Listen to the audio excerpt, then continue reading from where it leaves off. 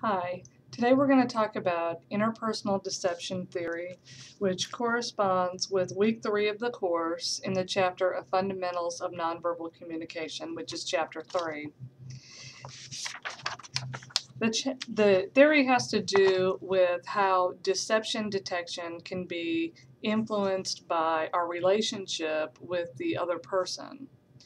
And let's start by defining deception, which in this theory is defined as the deliberate manipulation of information, behavior, and image in order to lead the other person to a false belief or conclusion. And so that can also include things like distorting the truth or just giving indirect or unclear information as well. There are several terms that you need to know for this theory. The first is leakage.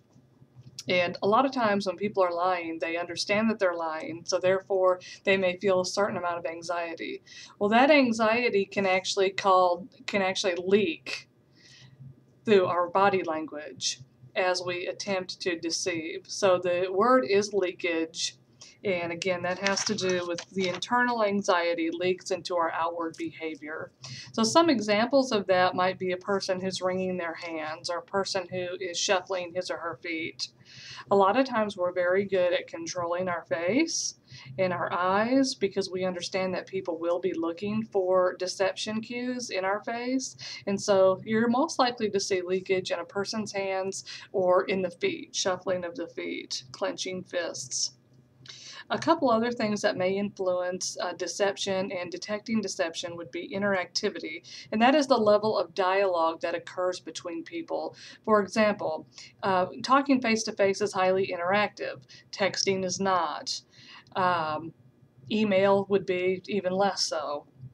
So face-to-face is the most interactive, and that can lead to immediacy. Immediacy is another term, and it has to do with the psychological closeness we feel toward a person. So if you're highly interactive and you're talking face-to-face, you may have a greater sense of immediacy.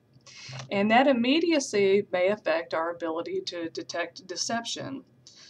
For example, if we feel more engaged with the person and closer to the person, we may let our guard down and we may actually become less suspicious. When we are less inclined to see deceptions, especially in our close relationships with others, that is referred to as the truth bias. And that's why it can be devastating when somebody who's very close to us lies to us or deceives us in some way because we are so close. However, there's also something called a lie bias, and the lie bias may cause us to think others are being deceptive even when they're not, just because we're suspicious. Maybe we're very jealous, and we're always looking for deception on the part of the other party, and it may not actually be there. So there's the truth bias, the lie bias. Another term would be conversational demand, and that refers to the demands made on us while we're communicating. So if we have increased demand, if the information's very complex, we may have trouble sifting through it. And if we have trouble sifting through it, we may not notice deception cues, things that would tip us off to the person is lying because, again, the story's so involved or there's just too much to pay attention to. A couple other things that will affect the process is level of motivation to lie. If a person is highly motivated to lie, then they may become better liars. By the same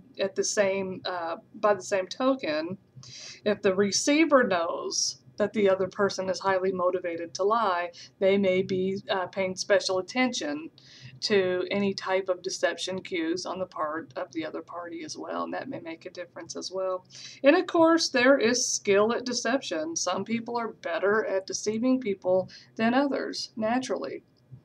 And so that's going to affect it as well. Just a couple other things to kind of pay attention to or to know. It's important that sometimes people engage in strategic behaviors and sometimes it's not strategic. People lying for personal gain have a harder time hiding it than those who lie for altruistic reasons. You know, if we're complimenting someone, even though we really don't feel it's totally a genuine compliment, but we want to make the person feel better. And another thing that may play a role is that sometimes people don't want to know the truth about something because it would hurt too much.